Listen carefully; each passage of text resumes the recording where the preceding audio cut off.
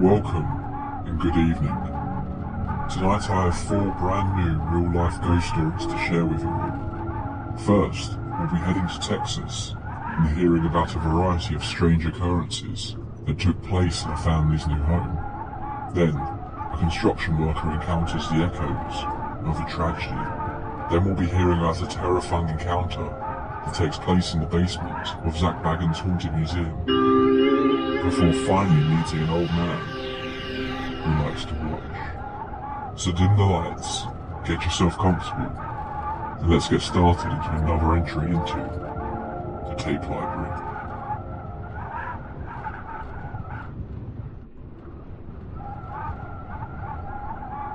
I rented a haunted house in El Paso, Texas. Back in 2011, I was living in a house in El Paso, Texas, for a year with my 2 sons. It was a nice place with a huge backyard for our dogs, and 3 bedrooms, 2 dens, and a 2-car garage. Great place for the price I was renting it. Also, the landlord lived across the street from me, so he was always close by if needed. Shortly after moving in, a matter of weeks, I was in my bedroom watching TV and unwinding from a long day. I was unemployed at the time and had received a severance check from my ex-employer and was living off of that while I was job searching. My bedroom was right across the hall from my youngest son's bedroom, and my oldest son had his bedroom next to mine, as he was disabled, and there were times I would have to get up in the middle of the night if he needed to use the bathroom. Late that night, I heard singing coming through the AC vents, and assumed it was my son's girlfriend, who had just moved in with us and had a great singing voice. I chalked it up to that and told myself that I would speak to my son about it in the morning. The following morning, I asked my son about it with his girlfriend there, and he told me that he thought the singing was coming from my room. They thought maybe I was watching something on TV and just turned up theirs to block out the song. Weird. This house was an older house, built in 1959, built in an L shape, with one side of the L having bedrooms and bathrooms, and the other side had the den, dining room and kitchen. Another room that could be used as an office or a spare bedroom, and it ended with the garage. All doors and windows had wrought iron. It started that when we would leave the house, we would lock the wrought iron door going into the house from the garage. And many times upon our return, the door would be unlocked. The same happened when we were in the house. The door would remain unlocked while we were all inside the house, but many times when I would have to go out to the garage, the door would be locked. Also, this house had been renovated. It had new tile, carpets, cabinets in the kitchen, and such. Certain rooms had these old-style push-button light switches. They would be lit if the lights in the room were off, and then you would push it, and the switch would make a loud, audible double click. It sounded kind of like a chunk, and the light would turn on. In the hallway, the guest bathroom's light started turning on at different times of the night, but only when we were awake. We could be watching TV in the den and you would hear the click and the light in the bathroom would be on. No one was around when it did this, and we could find no reason for it to be doing this. I remember shortly after we had moved in, I had a brother over to help me connect all of my devices to connect a new Wi-Fi modem. After he had got done getting everything set up, it was dark outside, and he asked where the bathroom was. I told him, first door on the left down the hallway. I heard him go in, press the light switch, ka-chunk. And as I heard him relieving himself, the house was not that big of a house, I heard the loud ka-chunk again. Then my brother screamed out, "What the fuck?" He flushed and came out. We told him we had all heard it, and told him this was happening on a kind of regular basis. As we were settling in at this house, I bought a touch-sensitive lamp that I could place on the table next to my son's hospital bed, so that those times he called me late at night, I could just go in and tap the light and have light in his room. From off, if you touched the light once, it would light dimly or low. A second touch would be medium. A third touch would put the light at its brightest setting. And of course the fourth touch would turn it off again. Well, after about a week, this light was there. It started to turn on in the middle of the night, but it always seemed to turn on between 12 AM and 2 AM, and it was always on at the second medium setting, never the low or high setting. There was no way that my disabled son would have been able to reach that light, as it was to the left of his bed and out of range of his hands and arms. He has had limited range of motion in his arms after his car accident. This light turned on every night without fail. There were several times that I would try to stay awake, just so I could catch the light turning on, and run into the room to catch our invisible culprit. It never worked. I could be sitting up in bed with my door open, watching for the hallway to brighten from the light being turned on. I was never able to catch it. As soon as I would start to doze off and my eyes would close, I would snap awake and the light would already be on. At this time, I downloaded the Ghost Hunters app on my iPhone to test some things out. That night I was walking around the house trying to get EMF readings. They were highest in my son's room. My brother was over again that night and told me it was probably picking up the electrical current from the wiring in the walls. So we decided to kill all the power to the house at the main fuse box and to check the room again. Even with the power turned off, the EMF readings were high in the guest bedroom and highest again in my disabled son's room. One night I had my girlfriend staying over, and that night after we had our fun, we opened the door to my room so if my son called, I could hear him. We went to sleep. I woke up to her screaming, yelling that someone was at the door. I looked, and sure enough, there was a shadow figure at the door. Getting goosebumps just typing this. I jumped out of bed as I saw it move to the left of the door and ran into the hallway. From there I saw the shape go into the bathroom. The same one that had the light being turned on by itself. I turned on the light, my hands shaking, and the room was empty. I could not get my girlfriend to go back to sleep, and she packed up her stuff and left. The next day I decided to go across the street to speak to my landlord, and tell him the things that were happening. It was then that he told me he had bought the house after the woman that had lived there had passed on. She died in the house. He bought it and turned it into a rental property, and I was his first tenant in that house. After I told him all of the things that were happening, he told me that he was willing to rent a video camera and we could set it up in my son's room. I told him maybe that we would just see how things progressed, as no one had been harmed and whatever was in that house did not seem malevolent in any way. As weeks turned into months, and each night passing meant me waking up in the middle of the night to turn off the lights in my son's room, as it would wake me up eventually. The doors around the house would lock and unlock themselves. The lights in the bathroom would turn on and off. I kinda got used to it. One night I was asleep in my room that had the AC on, and the ceiling fan was on in my room as the El Paso summer nights can be hot as hell. Anyway, I was asleep. I was awakened by the sound of the vertical blinds knocking against themselves. I wrote it off as the air being moved by the fan and the AC. I closed my eyes and was just about to doze off again when I felt the hair on the back of my neck prick up. I closed my eyes tighter and told myself, don't look. As soon as I thought that, I felt breathing in my right ear, and as plain as day something whispered, "Mother," into my ear.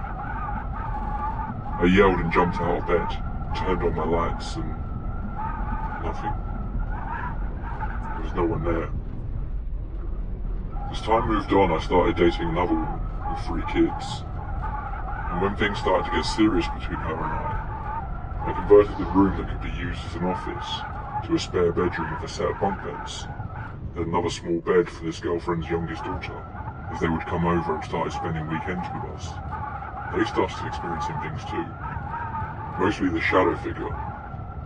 The little girl was the one that would see this the most, get scared and come into our room and jump into bed with us. All of us had experiences with the shadow, as we started to call it. There were times I was watching TV in the den, and I would feel the hair on the back of my neck stand up. I would spin around only to catch a dark streak moving away, and in a second, it was gone. Anyway, as our 1-year lease was coming close to an end, I contacted the El Paso Paranormal Society and asked if they could come out and check the house. I called them, sent an email via the website, never got an answer. My girlfriend and I got married. This did not last, but that's another story. And we ended up buying a house in the same neighbourhood, only about 3 blocks from this one. As we were almost done with our move, I was finally contacted by the El Paso Paranormal Society. Needless to say, they were anxious to come check out the house and wanted to set up an appointment about 2 weeks from the day of their call. I told them we were already moving to a new place and that we would not be living there any longer by the time they would be able to come out. So the guy I spoke to told me, make sure the last thing that I should do when I leave the house for the final time would be to announce to whoever was in that house that he needed to stay there and that he was not allowed to follow me. His telling me this gave me chills, but I said sure. Okay.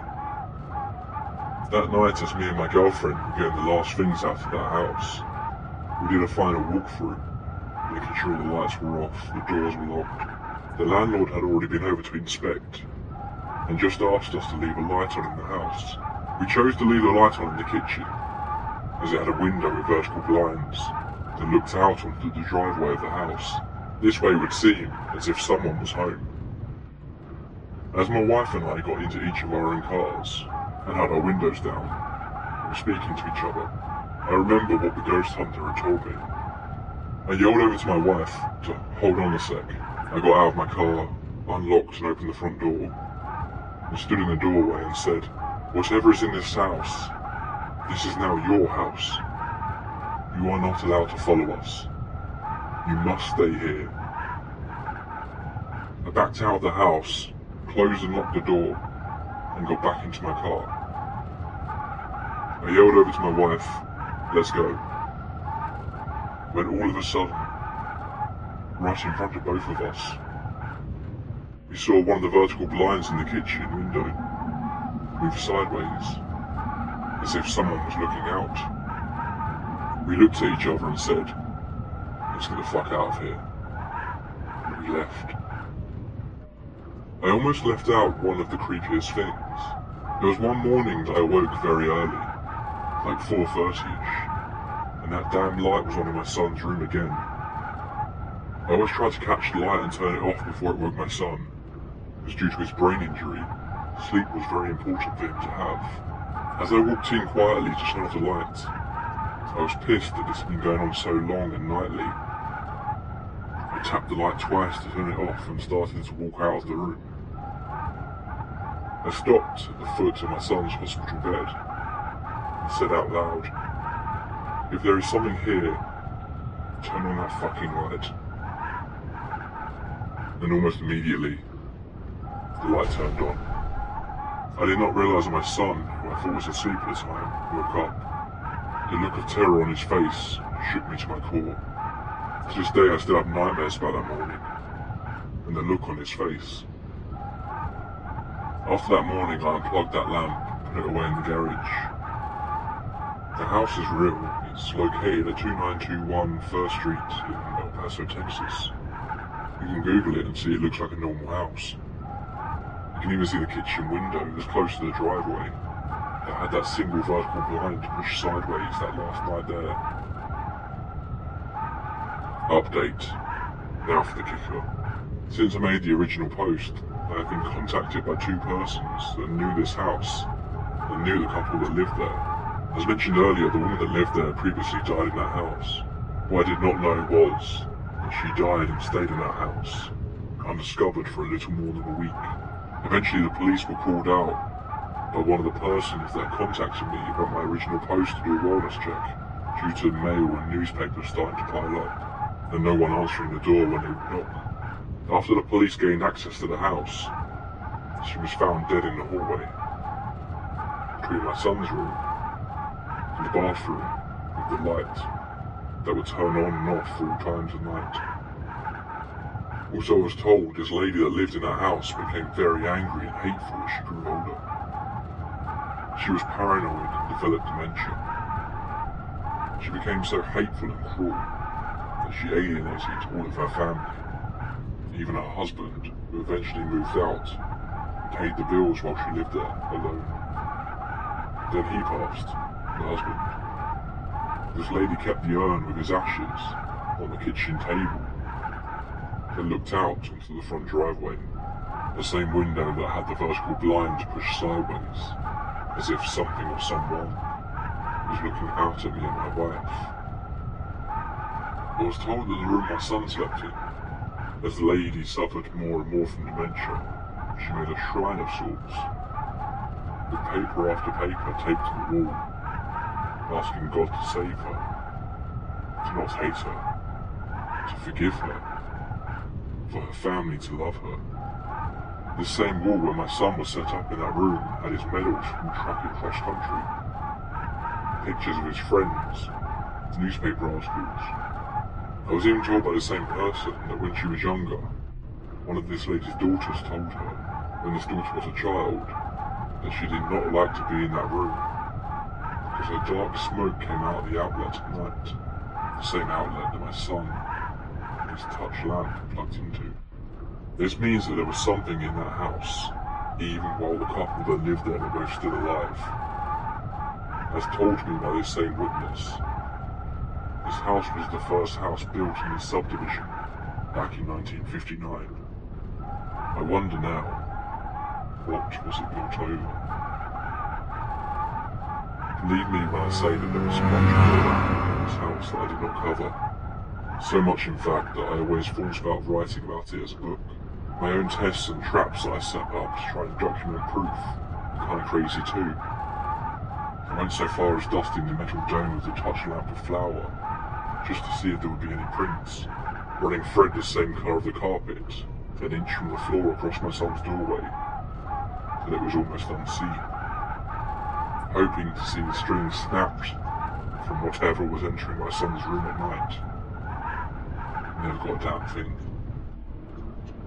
It has been years since I lived there. This house is very close to my son's mother's house.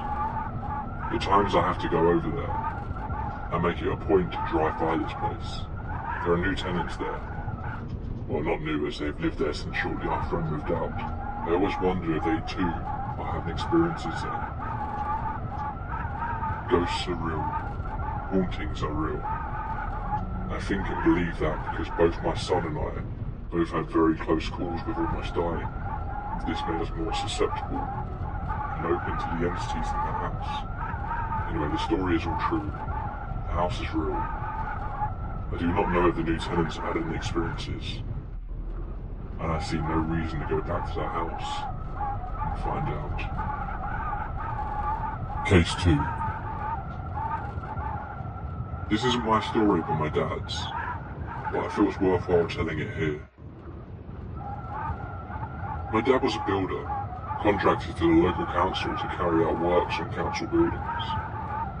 In the UK, this also includes homes and flats. My dad was told his next piece of work would be in a flat building, with multiple rooms and 3 levels. Homes and flats like these, where no one lives in them at the time, are called voids. The building is just empty rooms. When this happens, the council put big heavy metal doors in the building to prevent thieves from getting in. You need a set of keys provided by the council. To get ahead of himself, my dad wanted to see the scale of the work he would be undertaking, rather than going there completely under-equipped and unprepared. So my dad opens up and takes a look around.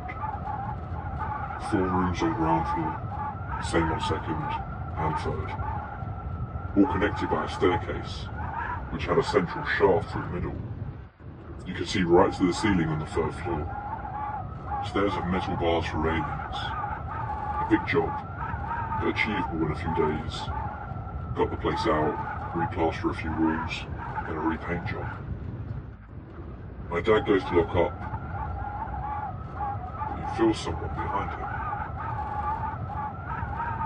This, I'm told, is not uncommon. Local people see builders go into empty buildings. They want to see what they can take. So naturally my dad turns around. Mate, you're gonna have to leave, I'm locking up. But he said to no one. No one was around him or had been in the building. Thinking this is just an odd sensation, he thought nothing else about it, locked up and went home. My dad told my mum what happened, but it was more of a passing remark. Like, oh, this happened today, weird. Nothing else was said. Anyway, the weekend passes, and my dad and his friend Martin go back to the job on Monday, and begin opening up and proceeding to work. A local resident walks up, and asks them how things are going, to which both agree it's going well, and some other small talk. He changes the subject. It's a shame what happened in there, isn't it? Both my dad and his working friend were confused. A shame? What's a shame? Poor girl came home from school a few months ago and saw her dad hanging, tied himself to the railing and jumped. My dad, of course, was now scared and felt that familiar shiver go up him. He didn't tell the local guy what he had felt, but he told his friend. Martin refused to go in the building alone, and they both agreed that they would always leave the central door open to make sure there was an exit if needed. My dad would be the first to tell you he doesn't really believe in ghosts, and he would also say he has never seen a ghost, but he did say this was the oddest experience he has ever had, and still cannot explain it. Do you enjoy hearing real-life tales of the paranormal? Then please give this video a like. It really helps support me and means I can bring you even more of these stories. Also, if you haven't already, then be sure to subscribe. YouTube tells me everyone who is watching this video is already subscribed. Everyone except, for you that is. It would be a shame if you yourself were to end up becoming an entry into our dark library of horrors. Case number 3. My husband and I visited the Haunted Museum in Vegas. We upgraded to the RIP tickets, and we were the only ones in the tour group that had been upgraded. As a part of the upgraded experience, you get to go down into the basement. I was excited to go down, but nervous that it was just my husband and I going down. I started down the stairs, followed closely by my husband. I got to the first doorway to the little hallway, and I immediately was overwhelmed with an uneasy negative feeling. Everything in my body told me to turn around and run back up the stairs. I ignored that and started down the little hallway to the room with the pentagram on the floor. The uneasy feeling kept getting worse and worse. I felt like something was watching me. I got to the doorway of the room with the pentagram, and I just had the gut feeling to turn around and run. I turned around and looked at my husband to tell him I wanted to go back upstairs. And when I turned around to look at him, I saw standing right behind him a figure dressed in a hooded black cloak. I know my eyes weren't playing tricks on me, because the figure was as clear and solid looking as my husband. I've also seen many spirits in my life to know this was one. I closed my eyes and ran back down the hallway and up the stairs. I returned to the museum a couple of months later and went back down to the basement, and I didn't have the uneasy feeling. I didn't experience anything else in the basement. Case 4. Before I moved to London, I used to live in a 1950s built house in Hampshire, UK. My parents had purchased it in '99 from an old couple who had lived in it since it was built, so no one had died in it. The first strange thing that happened was the cats wouldn't stay in the house. They would always bolt out for some reason.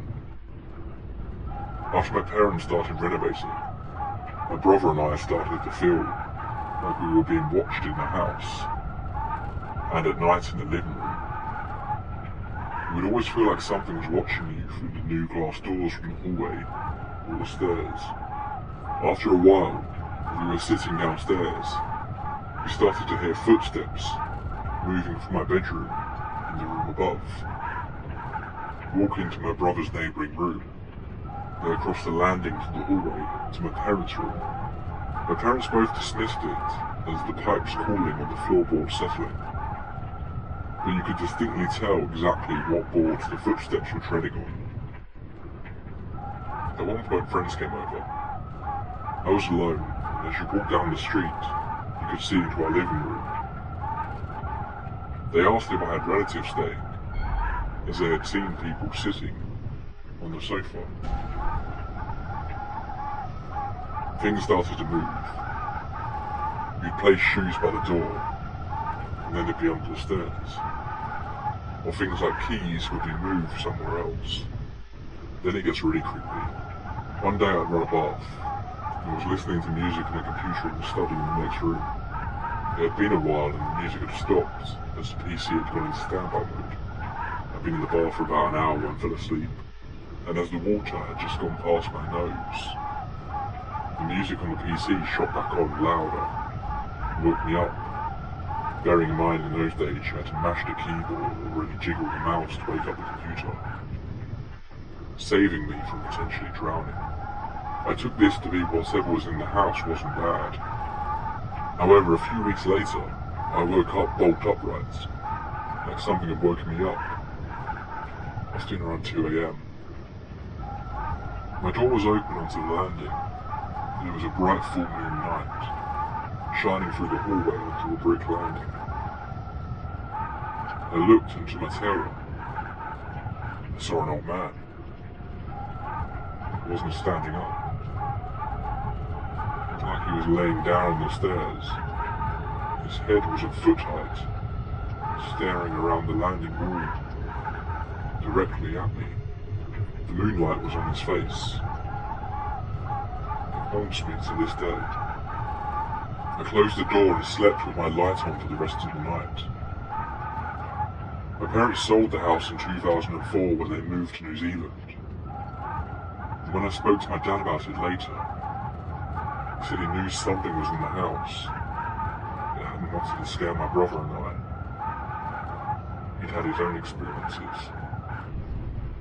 He'd heard the same footsteps on the floorboards, and in the mornings when he'd get up and make tea for Mum, he'd hear footsteps behind him in the kitchen, walking towards him, something brushing past him, and the taps would turn on by themselves. Years later, when I told him about the old man I'd seen, he said on a few occasions he'd been in the lounge at night, and in the reflection of his reading glasses, you could see the exact same man sitting in the armchair behind him. My dad is a massive skeptic, policeman back in the day, and a no-nonsense project director. Apparently he was so freaked out he went to the Public Records Office to see what our house had been built on. The area had been made up of old mansion estates back in Victorian times, and it looked like our kitchen had been built over a pathway leading from the old big house to an ice house building. He thinks maybe it was the servants, or whoever walked that path. Very spooky. Do you have your own paranormal encounter? Then please do get in touch and let me know. I try to read out every story I get submitted, so if you'd like your experiences to be logged in the Tape Library archives, you can find my email address in the description. Want more creepy real life stories? Or maybe something a bit deeper? to really sink your teeth into it, why not check out these videos next? That's all for this entry. Until next time, pleasant dreams.